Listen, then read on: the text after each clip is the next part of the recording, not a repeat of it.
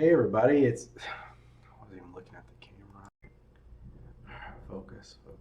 Wait, is this thing on? Son of a. Hell. No, I'm not even doing that. Hey guys, it's Andy. She blinded me with refractors. I've been on YouTube for a while now doing. What have I been doing? What am I even doing? Hey guys, it's Andy. She blinded me with refractors. I decided to put together like a compilation of some stuff that I've done on YouTube. So, yeah, I guess we're going to call this like the greatest hits part one. So, I guess that means I have to make a part two. So, um, anyways, it's been a blast being on here for a couple of years now. So I've had a lot of fun doing this and I've met a lot of great people. So these are just some fun moments that I've had so far. Um, yeah, so sit back, enjoy. Dan Marino, PSA 10 on Dan Marino.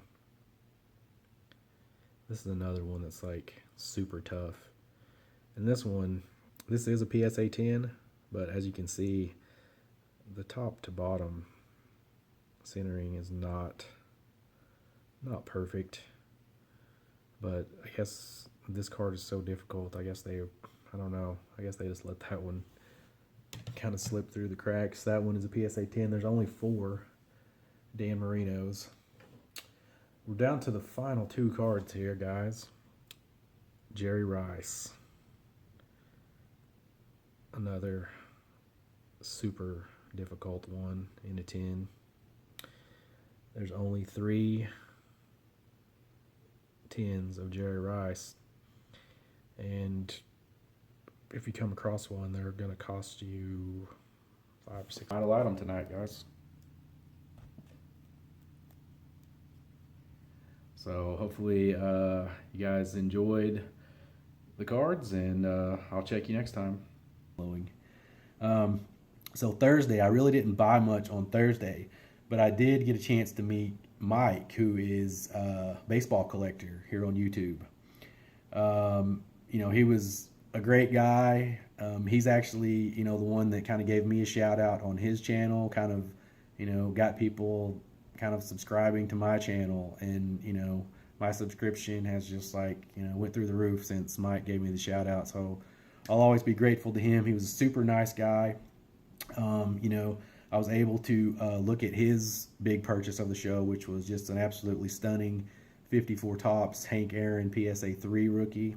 And then I was able to, show him my 52 tops Willie Mays. And, I was kind of able to explain to him that even though my name on YouTube is She Blinded Me with Refractors, I collect everything and I absolutely love vintage as well. And I think Mike definitely approved of the vintage stuff. I know that's his main passion, and his channel is obviously great. Next up, we have those back pages. Eric has a tremendous collection of both vintage and what he likes to call the newer shiny stuff, and I'm definitely a fan of both of those things. I really like his outlook on things. He's definitely a guy. He feels like it's the most important part of the hobby. I think to him is not necessarily just the actual cards and stuff that he collects, but it's just kind of like the friendships and the different people that you meet through this hobby. It's always nice to know that there's people out there that you can communicate with that have the same interests as you. I mean, this is definitely not a hobby where at our jobs and even with family members, a lot of people they really don't get it. They don't understand why we collect what we collect, and he makes it a point to make sure that the people are important as well as just the cards. He also he has a Dwight Gooden 85 Tops card that he did a video about, and it was, it's his favorite card in his collection. And I don't want to like spoil the whole video, but he did a video on it and talked about why it's his favorite card. And definitely check his channel out and definitely watch that video. It's just a really cool video. Next up, we've got a 91 Pro Set Bill Belichick rookie.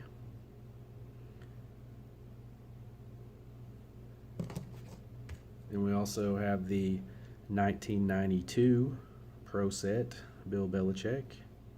Believe it or not, guys, these actually sell very well in high grade. I know it's kind of hard to believe for a coach, but he's not your typical coach, you might say. Next up, we have the Greek Freak. And this is definitely, personal preference. This is the card that I would, definitely choose. And here's a few of my thoughts on the Greek Freak. I think he has a future MVP in him. I think he probably has multiple future MVPs in him. Basketball is about to start back, and I don't know. I have a feeling that this guy is. I mean, he had a great year last year, and he kind of slowed down towards the end. But I just think that I think he's gonna just blow up and have just like a crazy season. And to me, when I look at all of the really young players that are in the NBA today, like he's one of the guys, and the next guy is another guy too, that just really stand out to me as guys that are really gonna, carry this league as, the older guys, like, LeBron kind of like ends his career, and even the some of the other guys, get into approach their 30s. I think he's going to be one of I just think he's going to be huge, guys. I mean, honestly, like I would definitely buy on the Greek Freak. So be thinking of some good questions, and now I'll show you a few pickups. All right, guys. So this is kind of what I've been doing a lot of lately. Is I've been focusing on trying to get some of the Prism first off the line stuff. Okay, so this is the 11th annual National Sports Collectors Convention, the official program. As you can see here, this is from July 4th through the 8th, 1990, in the Arlington Convention Center in Arlington, Texas. And as you can see here, it has, welcome on behalf of the Texas Rangers. I welcome you to the National Sports Collectors Convention. Those of us in our organization hope you have a great convention. I appreciate your support for American sport baseball. Sincerely, George W. Bush. And as you can tell here, this was during the years when George W. Bush was actually the managing general partner of the Texas Rangers. And I think there was a page in here. Let me see here if I can find it.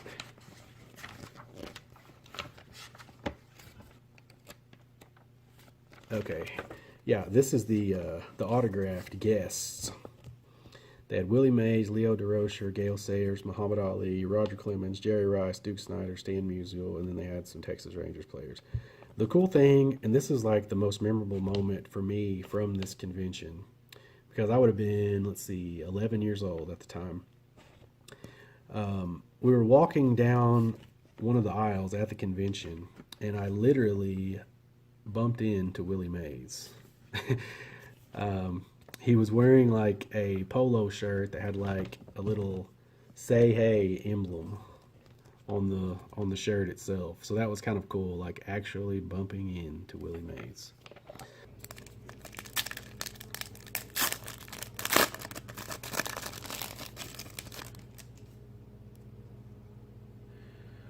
Wagner, Al Horford, and ooh, that's a good one.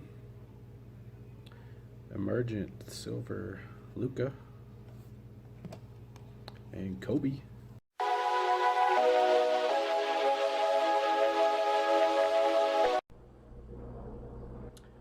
right, guys, this is Andy, aka She Blinded Me with Refractors. I'm doing a contest response for Mr. Mike O. Congrats to Mike O as he has reached 3,500 subscribers. That is awesome, man. Um, I actually had a chance to meet Mike this past year at the national convention, just very briefly. Got to meet, you know, Mike O, and I think you were with Mike, baseball collector, whenever I actually met you. Just a super great guy. I've actually really enjoyed your channel for a long time. Whether it be like your PSA videos, your box breaks, or your Phillies team set, just tons of cool content. And Mike has a real passion for this hobby and is a very giving guy. Just shares his knowledge. Just a just a great guy to have in this community. Definitely one of the first guys that I started watching, and so congrats to you, Mike O. All right, guys. Today we're going to do something a little bit different. We're going to call this episode 1 of Grown Men Talking Baseball Cards. We've got a special guest this morning, Michael Moeller. A lot of you guys may know him as Double X the Beast. So how's it going this morning, Michael? It's early. It's going good, though. It is pretty early, that's for sure. So we'll just dive right in here. How did you come up with the handle Double X the Beast? Because a lot of people know you as Grant Hill Super Collector, so that just kind of stands out a little bit. Right. So I don't know. It's probably 2001, 2002, maybe. When I really got back into collecting cards big time. All I cared about collecting at that time was the old school baseball guys from the 20s, 30s, teens, through that era, and of course Jimmy Fox was the guy I kind of collected during that time for a while. I had a 1 or 2 cut autos of him, a ton of cut autos of other guys, but so I just combined his 2 nicknames, obviously Double X and the Beast at that time, and it worked well. I've been asked that quite a few times over the years, over the last 16, 17 years probably, and yeah. I've had people think maybe I was addicted to adult movies or something like that, but right. It's nothing like that. I promise. It's just Jimmy Fox's nickname. That's really it. And so I haven't really had a chance to watch anybody else's first off the line breaks yet to see if anybody's hit anything crazy. Brandon Ingram. Oh my goodness. This guy is haunting my breaks, but that's not a bad one there. Kevin Durant, 7 of 13. Kevin Durant, or as I refer to him as that guy that used to play for Oklahoma City.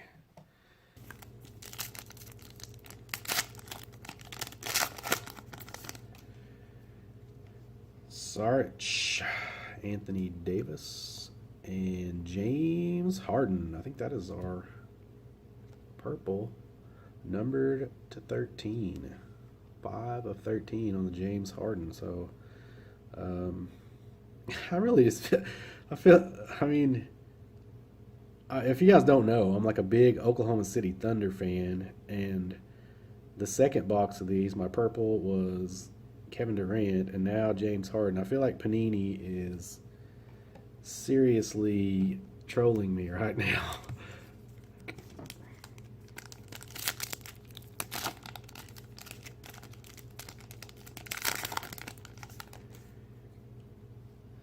CJ McCollum, Tobias Harris, rated rookie, Trae Young. Good grief.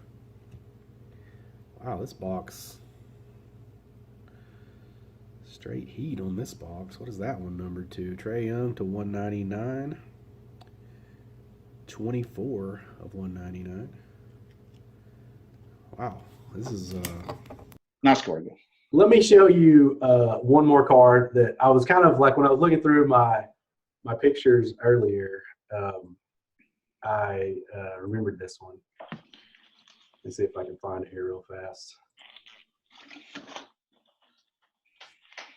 this card. Okay, so do you remember this card? I absolutely remember that card. Yes. So, I got this bright idea. I was going to start a 14 Cracker Jack set. And this was, I don't know, this was probably, man, I don't even know what year this was. Over 5 years ago. Oh, it's been probably, yeah, at least. But so I picked up probably like 7 or 8 of the more common guys. And I came across this sucker right here.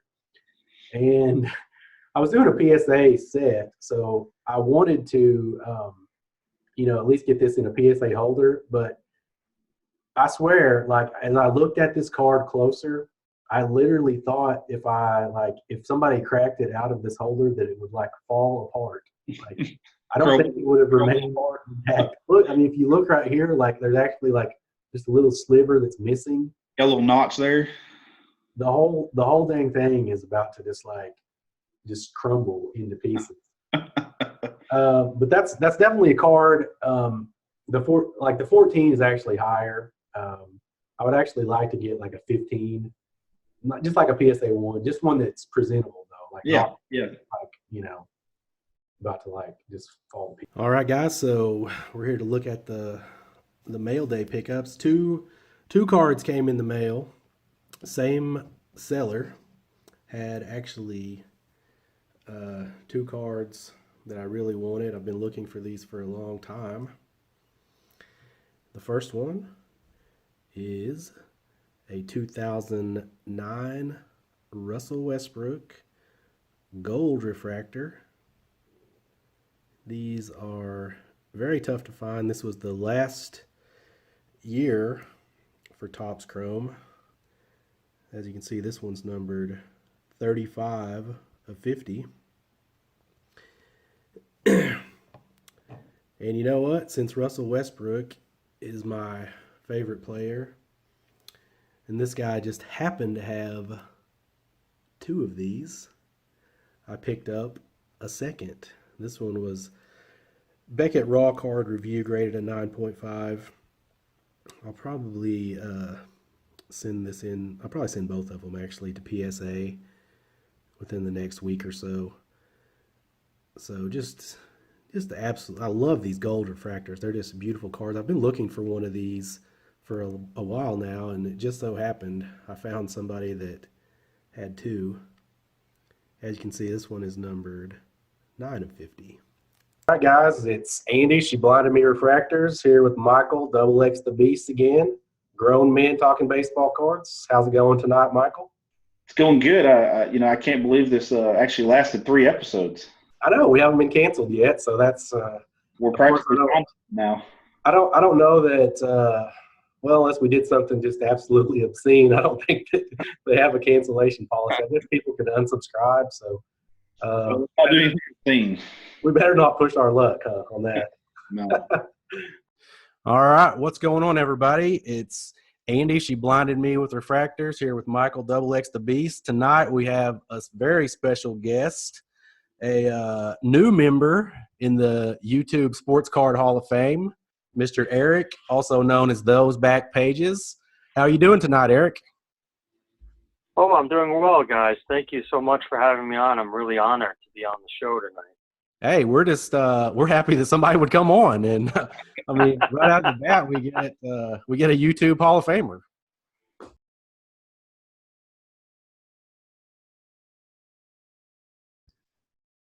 All right, guys, we're back here with Grown Men Talking Baseball Cards. We've got Michael, Double X the Beast, is out tonight with the sickness, and Mike, Baseball Collector, is here with the sickness. So I'm playing through it, man. I'm playing through it. He's playing through it. He refuses to go on the 10-day DL.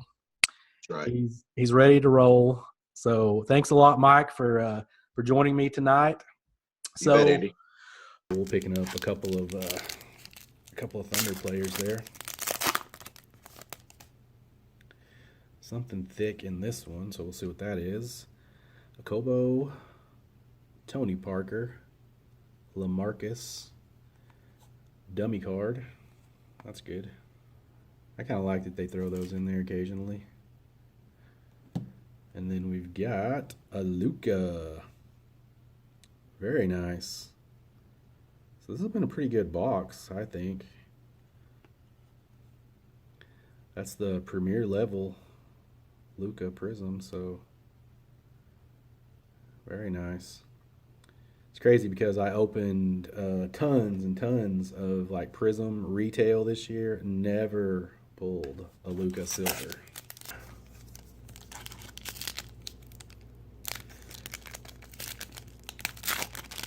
So I see more Thunder on the back there. That's always a good thing for me. Chris Dunn, J.R. Smith. Let's see, we've got a Jerome Robinson. And then, oh my gosh. So, I mean, a lot of people would be really, really excited about this. And I mean, I guess I'm kind of excited just because of the fact that, it's one of the better guys you can get. But anybody that follows my channel knows my feelings towards this particular player. So 11 of 13 on that guy that used to play for OKC. Steven Adams. So let's get into this. This is a card that I've wanted for a long time, and I've seen several guys on here that actually have this card that have posted theirs, and I've looked around for this card for a while, and I was finally able to find the one that I liked, so I finally pulled the trigger. So here we go. We're getting into this here. This is a pretty exciting one for me. I think this is just a big time card right here. All time great player. Just a classic. All right. So here it is, guys. 1954 Topps, Hank Aaron rookie. Let's hear a little bit about this story that you were telling me the other day. This is a classic. I was laughing so hard when you told me this. Yeah, it originally wasn't a story meant to be put on here, but the more we talked about it, we thought, we should share this exciting last 2 weeks that I've had, or at least the one day that I had. It was 2 weeks ago tomorrow, a couple of Sundays ago. So my wife and I, we leave the house. We're driving here through Midland, Texas, where we live, and about a block and a half, 2 blocks down the street, I'm driving around and see a dead cat in the road, and he's orange, and he looks like the cat that comes and visits us outside. He's not our cat. He's just kind of a neighborhood cat, but my kids love him, and we play with him and stuff, and feed him when he shows up, and he likes to hang out in our backyard and things. So he's kind of part of the family. We see him. My wife's already having a bad day, and she starts crying because we see him dead in the road. And so we went and finished doing what we were doing. We came back home, drove by, and I slowed down a little bit to confirm that it was the cat and it was him. So we come home, drop my wife off. I get some shovel and some other utensils so I can go back and pick him up off the road, essentially, so we can bury him. So this is where it gets interesting. I drive back down the road. I park on the side of the street. It's just a little side street. And I get out, and I'm getting ready I've got my gloves on. This carcass is pretty fresh. Let's just say that. Yeah. Pretty damaged. Yeah. And so I'm getting my gloves on. I'm getting this trash bag, getting everything ready to go, and to get him loaded up. No, he doesn't come alive. That's probably what somebody's thinking out there. Right. I start to load him up. a guy, I want to apologize to this guy ahead of time, but this man that lives down the street, a couple of houses down, he asked me, he's like, "What are you doing?" And I guess my emotions were running high or something. I said, "What are you doing?" He was just being nosy, Well, I go ahead and I get this cat loaded up in the trash bag, and he's a huge cat and he's massive. And so I wear size 11 shoes, and I had just bought a brand new pair of Nikes, and so I tried to fit him in the box. He wouldn't fit. He's gonna have a Nike coffin, essentially. I was gonna have a Nike coffin. Okay. That's really the only part of this story that ties into any sports or anything whatsoever. but I guess that's the tie-in. But so I drive back home. My wife's still pretty upset and everything. Well, we dig a hole in the backyard, right, and we get him buried. Put a stone over the top of him. It's a nice burial site. I mean, this cat, he got a nice burial. And so that was it. We tell our kids, they're pretty upset, and everything. And Yeah. I think this is where the story ends, but unfortunately, or actually fortunately, it's not. I come home from work the next day on Monday, and I can't even say this with a straight face, but I come home and the cat's alive.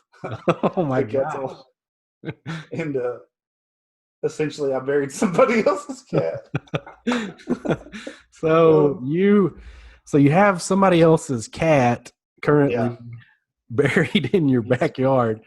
He's residing out here in the backyard, and it's probably the guy that I was rude to. And that was kind of my first thought when I heard the story. Is this guy? He's probably asking you like, "What are you doing?" He's probably thinking like, "Why are you getting my cat out of the road, and then you're taking it with you, like gonna bury it in your backyard?" I mean, they're probably thinking I'm some weirdo that just takes pleasure in going around and picking up dead cats off the road or something. Oh. I don't know, but essentially, this other cat looks identical to the one that comes and visits us. I don't know if they're brothers or what, but just a huge male orange cat. Like I said, the carcass was not in pristine condition, so it was really hard to tell, but they looked identical. But essentially, either I buried the wrong cat or Pet Cemetery is our backyard.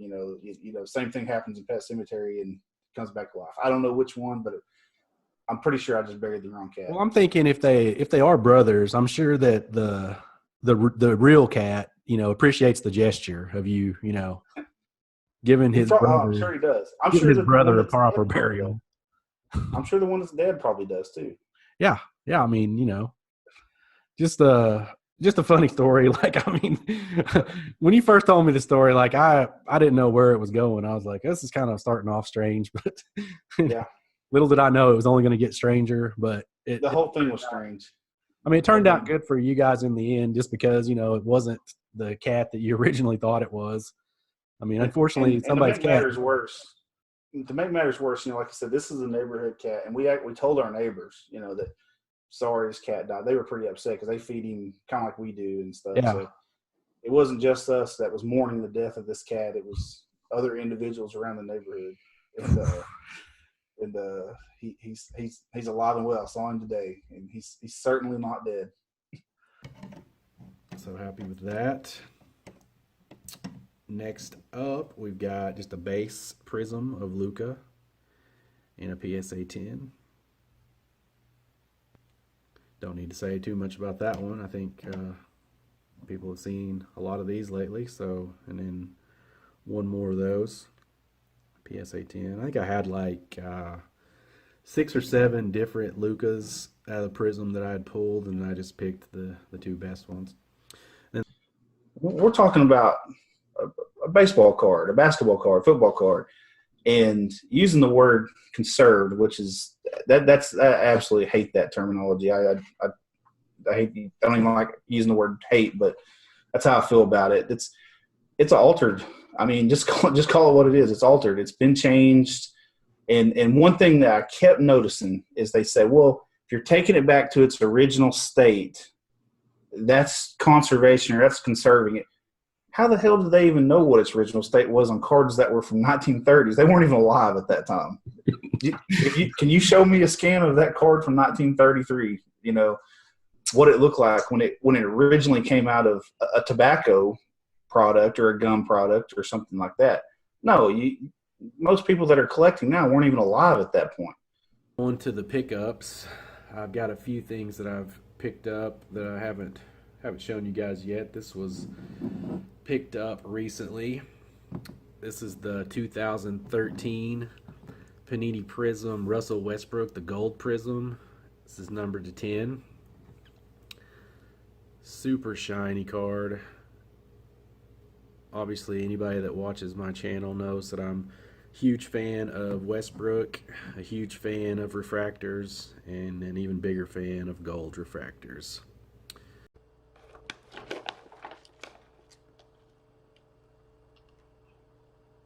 Are you guys still here? Well, if you made it through the whole video, first off, I appreciate it. Shout out to Stove Sports or Stove Investor. Or shout out to Mark for eating in his videos, making it classy and acceptable. I appreciate everybody watching, and I'll get to work on part 2. Take care, guys.